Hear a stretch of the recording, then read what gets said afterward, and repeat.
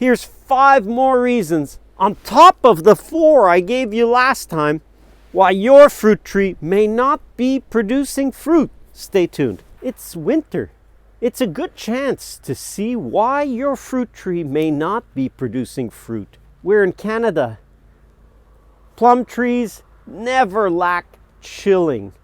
So that's one reason. Your tree needs a chilling requirement. Well, you say it's going to chill out. Well, it needs to be sufficiently cooled so that the buds on this fruit tree don't say, no, it's still fall.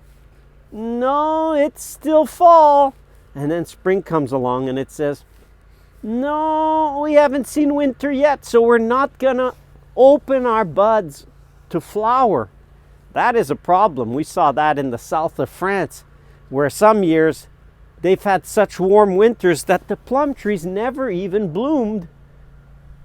That gets to be a problem. So chilling requirement is usually a certain number of hours below a given temperature for them to properly be chilled, so that when the warmer weather comes, they go, okay, I've had winter and now I can open my flowers. So if you're in the southernmost range for a fruit tree that you have, no, if you're in the warmest range, in the States it would be in the southernmost range. If you're trying to grow it, but you're kind of on the edge of where it will grow successfully, some years when the winter has been particularly warm, you may not have that fruit tree flowering. We don't have that problem, but it could affect you if you're on the limit of where that tree can grow. Another reason relating to winter is if you have particularly cold winter, your flower buds might actually freeze. You'll get that here with something like peaches and cherries. Well, actually peaches here, the flower buds don't freeze, the whole tree freezes and dies. But that's a different story. You may be at the limit of where that tree can grow in the coldest part of its range. So you see the previous one was the warmest part, but if you're trying to push a certain tree and you say, oh, I do want to grow peaches and nectarines, but you're kind of at the very limit, the tree may survive, but the flower buds may freeze. So you say, well, my tree grows, every year it's growing, but it never flowers, or it only has flowered once in 5 years. You're pushing the very limit of where that fruit tree can successfully overwinter flowers to therefore flower in the spring. So the ranges, you get the donut effect. You get the very edge and then the middle. You want to be in the middle of the donut. You want to be where that is going to work every year. But if you're trying to skim around the edge of the donut, then some years colder, if you're in the coldest part of the range, the cold may affect the flowering. And if you're in the southern limit or the warmest limit, then you may not get enough cold. So that's 2 of the less common, but that happens, reasons why your fruit tree is not producing fruit. Talking about cold, where you locate your fruit tree can have a big effect. Because even though you say, well, the catalog says that that fruit tree can grow in zone 7. Yes, the catalog says, and you say, I look at the map and I'm in zone 7. Yes, but you might be on average 7, but the microclimate of your exact property or a part of your property might be zone 6. You say, how can that be? Well, there are microclimates. Anytime the landscape, the topography, the hilliness changes, you will have warmer spots, mid-slope, So if you imagine a mountain, the coldest places will be at the very top and the very bottom if you flatten out the mountain. This is where most fruit trees that you're trying to grow in the flat below a mountain, this is where they freeze, especially if it's a valley. So you get going down and then going up. That spot right there is not where you want to grow fruit tree. If you say, yeah, that's exactly where I am. Why? Because it's along a stream or along a river. Sorry, but unless that river is really big enough to give you a microclimate by warming the area up, all the cold air will go down. Cold air drops. You ever see in a house? You say, well, you know, if you're heating and you stand up on a chair, you go, oh, it's warmer up here. And if you lie down on the floor, you say, oh, it's cold down here. Well, the same thing happens in the landscape. So where you have a mountain and a valley, this spot, avoid it. You say, well, that's where I am. Well, do you have any part up here? If you don't, then maybe buy a place up here or ask a neighbor that's up here to grow your fruit trees. If you're in a frost pocket, you may lose your flower buds almost every year because the cold air goes down. When you have one night of frost, it will go down. And I've seen situations where the tree was just in a spot where it's just high enough that maybe the bottom half of the tree, and we had that one year happen in 2012 where we had a big frost during bloom, and the only part that didn't freeze was way up there. The top branch didn't freeze. Everything below that had accumulated enough cold that those flowers all froze. So being in a microclimate that freezes is another reason why your fruit tree may not produce. It lives, it flowers, but the flowers don't succeed because they freeze. So that's 3 reasons. Now, if we transport to spring, there is one more reason that really never happens in our climate, because when you get to a colder climate, when spring comes, bang, it comes. Everything is compressed.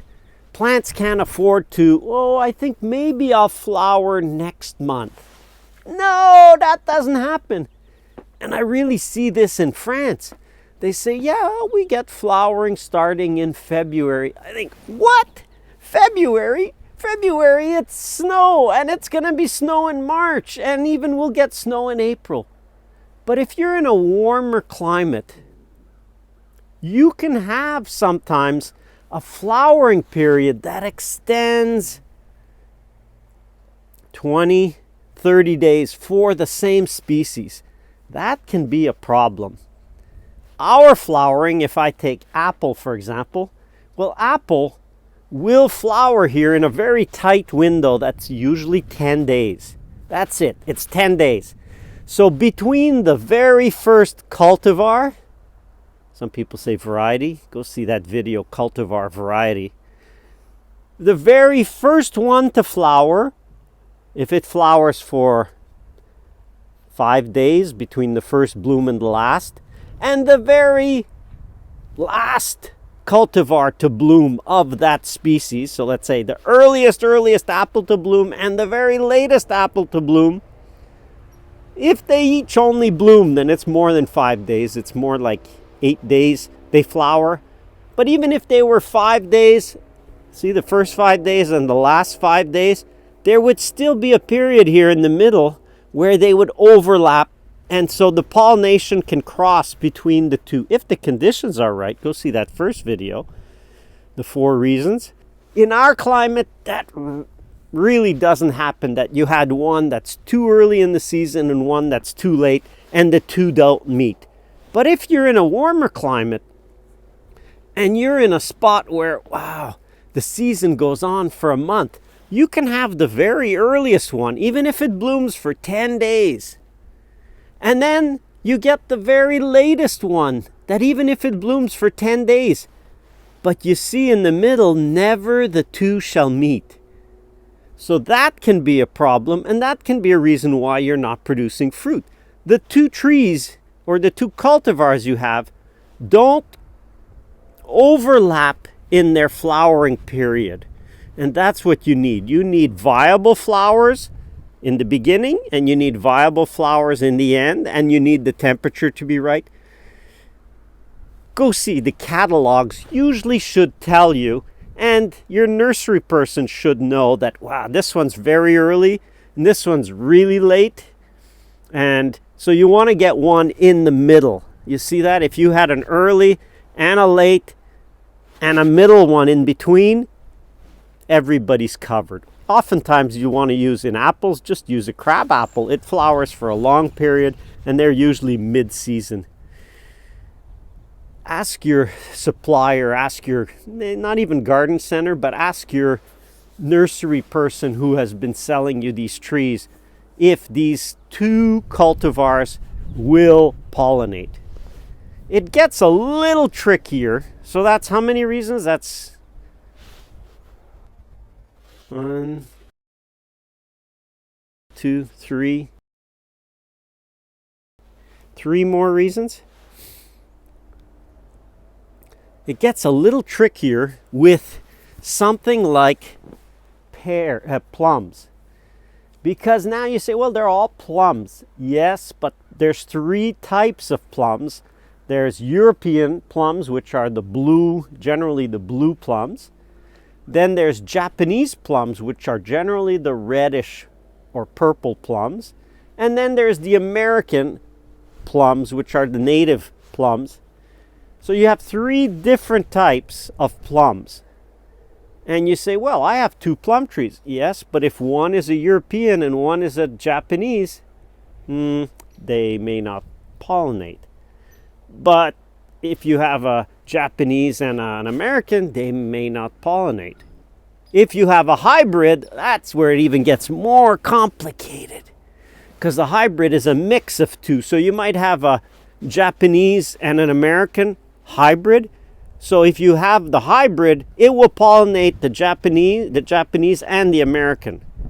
Same thing if you have a hybrid between a European and an American, that hybrid will pollinate either one.